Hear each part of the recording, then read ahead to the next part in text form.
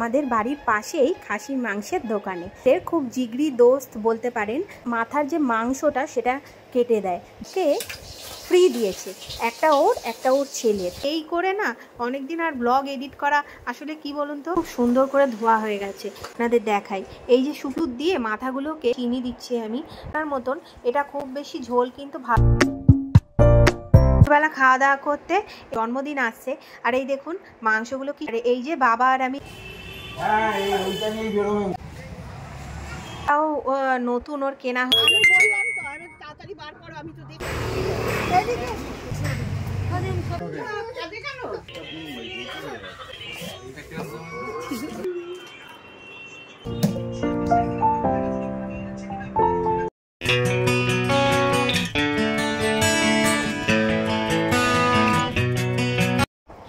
রবিবার দিন সকালবেলা হঠাৎ করে সৌরভের ইচ্ছে হলো যে খাসির মাথার মাংস খাবে। তো যেরকম ভাবা সেরকমই কাজ, চলে গেল আমাদের বাড়ির পাশেই খাসির মাংসের দোকানে। আর ইনি হলেন কে বলুন তো, ইনি হলেন সেলিম ভাইয়া, হাজব্যান্ডের খুব জিগরি দোস্ত বলতে পারেন, আর এই মিট শপের ওনার। এই যে দেখুন সেলিম ভাইয়া বাড়িতে যেরকমভাবে খাসির মাথা সুন্দর করে কেটে নিয়ে যায়, সৌরভকেও কিন্তু ঠিক সেরকমভাবেই সুন্দর করে মাথার যে মাংসটা সেটা কেটে দেয়। যদি আপনাকে মুখে বলা না হয় যে এটা খাসির মাথার মাংস, তাহলে কিন্তু কারোর পক্ষে এটা ধরা সম্ভবই নয় যে এটা খাসির মাথার মাংস।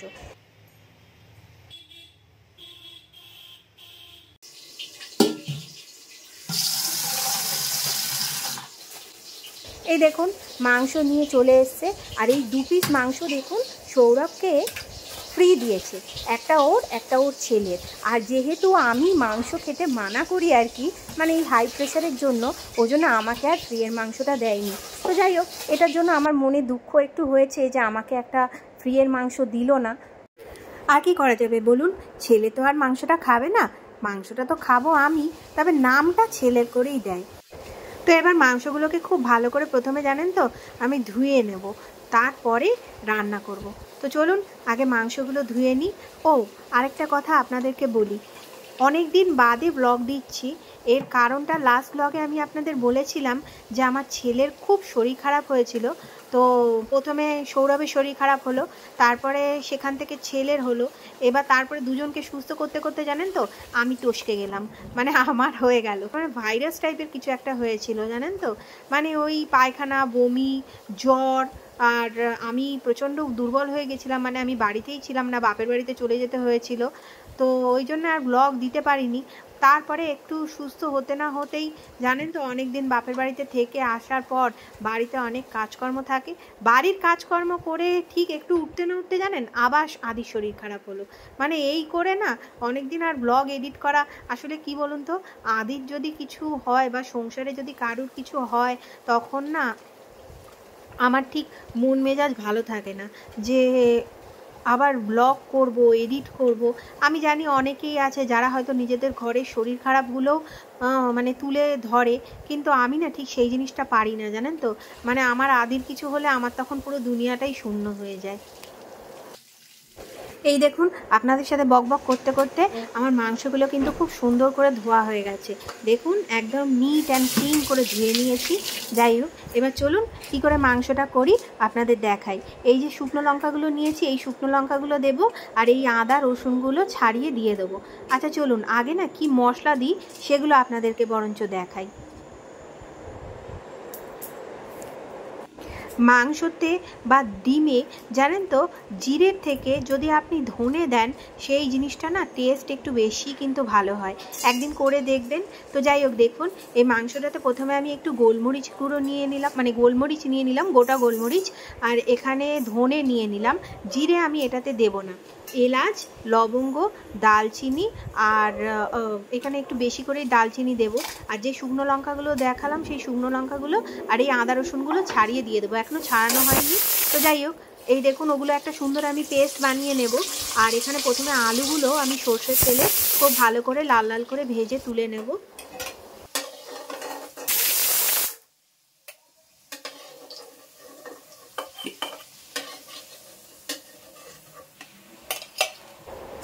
আলুগুলো ভাজা হয়ে গেলে যে তেলটা থাকবে সেই তেলের মধ্যেই তেজপাতা আর পেঁয়াজ ফোড়ন দেব। পেঁয়াজগুলোকে জানেন তো খুব বেশি লাল লাল করে আমি এখানে ভাজবো না, মানে মোটামুটি দেখুন এই রকম টাইপের ভাজা হয়ে গেলে এবার এর মধ্যে যে মাথাগুলো ধুয়ে রেখেছিলাম সেই মাথাগুলো দিয়ে দেবো। ব্যাস, এবার এর মধ্যে পরিমাণ মতো নুন আর হলুদ দিয়ে মাথাগুলোকে খুব ভালো করে লাল লাল করে ভেজে নেব। এই যে ভাজাটা, এটা কিন্তু জানেন তো খুব হাই ফ্লেমে ভাজলে হবে না, একটু সময় নিয়ে লাল লাল করে, মানে এক পাশটা লাল হয়ে গেলে আবার উল্টে পাল্টে আর একটুখানি করে মানে হালকা আঁচে একটু ভালো করে ভেজে নিতে হবে। চাপা দিয়ে দিয়ে ভাজলে খুবই ভালো, মানে তাহলে মাংসটা সিদ্ধও হতে থাকবে।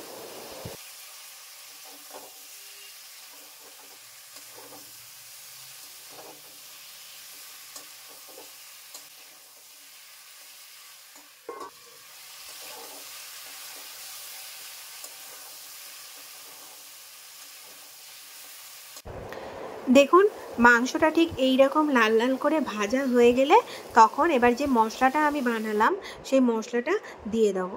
ব্যাস, এবার এই মশলার মধ্যে আমি একটু সামান্য জল দিয়ে দেবো, মানে আমি মিক্সি ধোয়া জলটা দিয়ে দেবো। আর আমি হলুদ তো আমি আগেই দিয়েছি, হলুদ দেবো না, কালারের জন্য সামান্য একটুখানি কাশ্মীরি লঙ্কার গুঁড়ো দিয়ে দেবো। আর এখানে আমি দুটো মানে ছোট ছোট টমেটো নিয়েছি, মিডিয়াম সাইজের থেকেও একটু ছোট, সেই টমেটোগুলো কুচি করে দিয়ে দেবো। দিয়ে এবার মাংসটাকে খুব ভালো করে কিন্তু কষাতে হবে।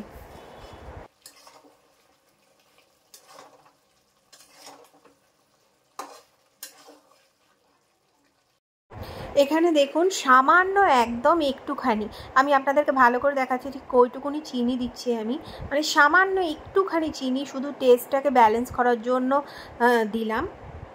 যারা চিনি পছন্দ করেন না তারা চিনিটা স্কিপও করে দিতে পারেন। ব্যাস দেখুন কষাতে কষাতেই কি দারুণ কালার চলে এসছে, দেখুন দেখেই মনে হচ্ছে তুলে খেয়ে নিতে মনে হচ্ছে না?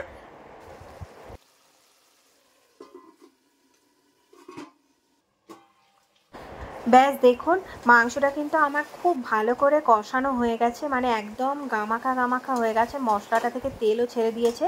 এইবার আরেকটুখানি কষানোর পর আমি এর মধ্যে পরিমাণ মতো, দেখুন পাশে আমি একটা ডেচকিতে গরম জল বসিয়েছি, ওই গরম জলটা দিয়ে দেবো। একটু বেশি করেই জল দেবো, কারণ আজকে জানেন তো মাংসগুলো এর পিসগুলো একটু বেশি বড় করে কেটে দিয়েছে। আর জল দেওয়ার আগে এবার আলুগুলো দিয়ে দেবো। আলুগুলো খুব কড়া আছে ভেজেছিলাম, তাই জন্য আলুগুলো কিন্তু একদমই সিদ্ধ হয়নি। ব্যাস, এবার সিদ্ধ হয়ে গেলে কনসিস্টেন্সিটা আপনার মতন, এটা খুব বেশি ঝোল কিন্তু ভালো লাগে না জানেন তো, মানে সিদ্ধ হওয়ার জন্য একটু বেশি করেই জল দিচ্ছি, অবশ্যই গরম জল দেবো। তুই কখন আসবি? হ্যাঁ,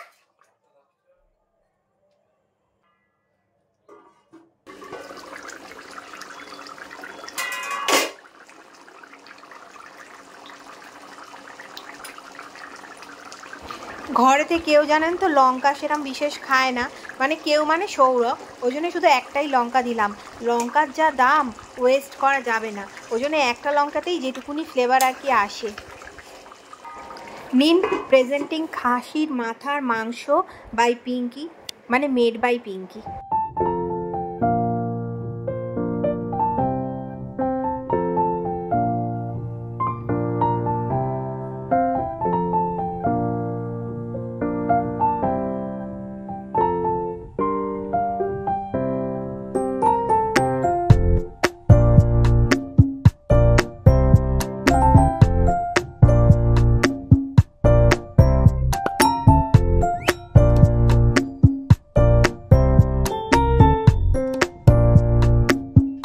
চলে এলাম দুপুরবেলা খাওয়া দাওয়া করতে। এই দেখুন লাউ চিংড়িটা আজকে করিনি, এটা আগের দিনের করা ছিল। ওই লাউ চিংড়ি, মানে খাসির মাথার মাংস আর ভাত। তো খাওয়া দাওয়া করে একটু ঠিক হলো যে একটু বেরোবো, আদির একটা জিনিস কিনতে যাব। আসলে সামনে আদির জন্মদিন আসছে। আর এই দেখুন মাংসগুলো কি সুন্দর সিদ্ধ হয়েছে দেখেছেন, আপনাদেরকে দিতে পারছি না তার জন্য খুব সরি। বাপের বাড়িতে চলে এলাম জানেন তো। আর এই যে বাবা আর আমি লিফটে করে নামছি, মা আদিকে নিয়ে অলরেডি আগেই নেমে গেছে। আপনাদের তো আগেও বলেছি যে আমাদের গাড়িগুলো সব এইখানেই রাখা থাকে। काम नहीं रहने से दरवाजा बंद कीजिए बाबा।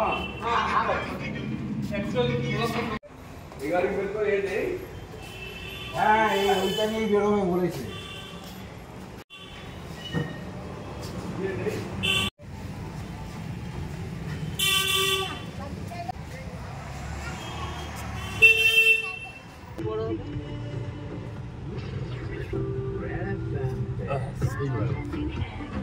দেখুন আদির এই জুতোটা আজকেই ডেলিভারি হয়েছে, আর এই বোতলটাও নতুন ওর কেনা হয়েছে।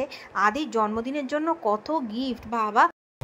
আমি তো যাবো না, ঠিক ছিল। ও তো জোর করে আলমারি খুলে গেঞ্জি ভেঞ্জি বার করে আমার দিই। শুনিস না কেন যে না মেললে? বলছে আমার ব্যাগে কতগুলো খুচরো পয়সা রয়েছে আর পয়সা নেই। আমি যে পয়সা লাগবে না, আজকে খাস্তা খুচরি সৌরভ খাওয়াবে। 2 মাস আগে থেকে ওর বাবা ওর জন্মদিনে গিফট কিনেই যাচ্ছে। এদিকে বউয়ের দিকে কোনো নজর নেই, জানেন তো। আমার এখনো কোনো কেনাকাটি হয়নি পুজোর।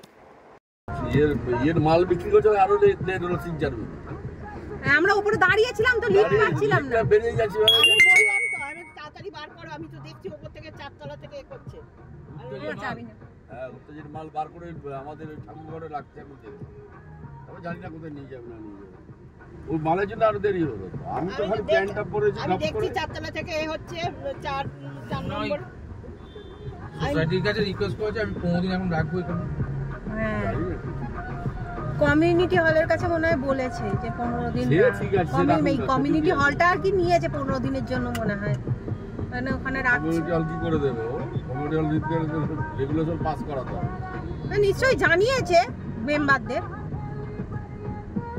আরে ডিঙি ডাঙ্গা ডিঙি ডাঙ্গা ডিঙি ডাঙ্গা রে তাই তাই তাই তাই তাই তাই দা দা দা দা।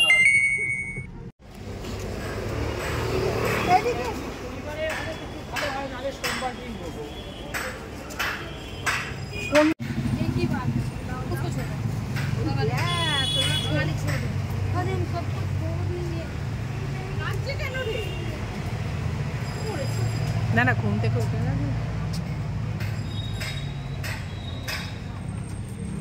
ছোট ছোট 3 টাকার মিলে দাঁড়িয়ে গেছে। কেন কেন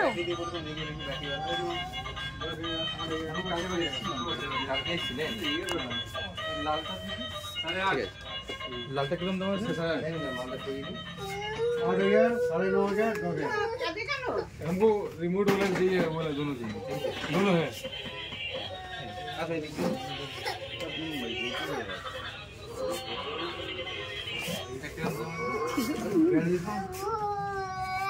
क्या हुआ?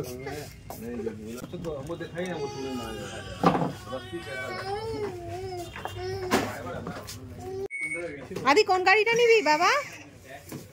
কোন গাড়িটা নেবে? রেড কালার হবে, রেড কালা মায়া তো শীটে যা আছে না ওইরকম। এইটা ভালো লাগছে কালারটা। এই কালারটা না না একটু রেটটা দেখান না। কার্টুনে আছে, ফিটিং করতে হবে 1 ঘন্টা লাগবে, 40 মিনিট লাগবে। কালার বলছি তো, যে সিট এরকম আছে ওইরকম রেড হবে।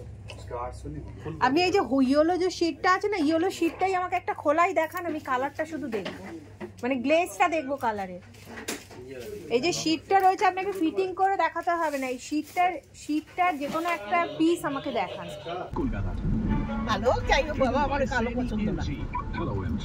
Bring home a brand new MG Comedini from the new set. রাস্তায় কেন? প্রথমে ঘর থেকে শুরু করবো। Fashion and lifestyle exhibition displaying Rakhi. ওই যে আমাদের যে টিভি ইউনিটটা রয়েছে না ওই ঘরে, ওইটা ব্যাকগ্রাউন্ড করে, মানে চিন্তা ভাবনা করছি আর কি। নিখিল বাবু, আপনি মর্নিং ওয়াকে? আমি তো বিশ্বাসই করতে পারছি না। গাড়ি টাড়ি সব কেনাকাটি হয়ে গেছে, চলে এসেছি বাপের বাড়িতে। আর চলুন আপনাদের দেখাই কোন গাড়িটা কিনেছি। এই যে মা এখানে চা করছে সবার জন্য।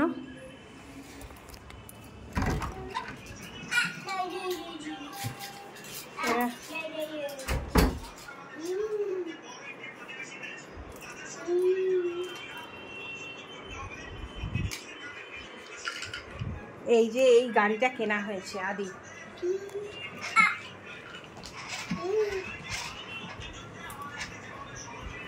এটার গিয়ারটা এই জায়গাটায় রয়েছে, এই গিয়ারটা টিপলে গাড়িটা এগিয়ে যাবে। আর এই ওখানে সুইচ রয়েছে, এই সুইচটা অন করলে এই গিয়ারটা টিপলে গাড়িটা পিছবে, মানে অটোমেটিক গাড়িটা। এই যে বাবু একটু দেখি গাড়িটা, একটু দেখিয়ে দাও বাবা। বাবা একটু গাড়িটা দেখিয়ে দাও। যেটা 4 চাকা দেখা হয়েছিল ওটা ঠিক আমার পছন্দ হয়নি, ওটা কিরকম একটু প্লাস্টিক লাগছিল। যদিও ওটা ওই কালারটা আমরা নিতাম না, লাল রংটা নিতাম। তো আমার এইটা দেখে বেশি পছন্দ হয়েছিল, এটা একটু বেশি হার্ডি আর কি। ওটা 4 চাকা হলে কি হবে, এটা 3 চাকা, কিন্তু এটা একটু বেশি হার্ডি, মানে একটু শক্ত, অনেক বেশি ভারী ওটার থেকে। তো যাই হোক, এটাই কেনাকাটি করলাম। তো আজকের মতন ব্লগটা এখানেই শেষ করছি। হোপ আপনাদের ব্লগটা ভালো লেগেছে। যদি ভালো লেগে থাকে লাইক, কমেন্ট, শেয়ার আর একটা থামস আপ দিয়ে দেবেন। তো আজকের মতন বাই, সবাই খুব ভালো থাকবেন, সুস্থ থাকবেন আর অলওয়েজ হাসতে থাকবেন। Bye, good night.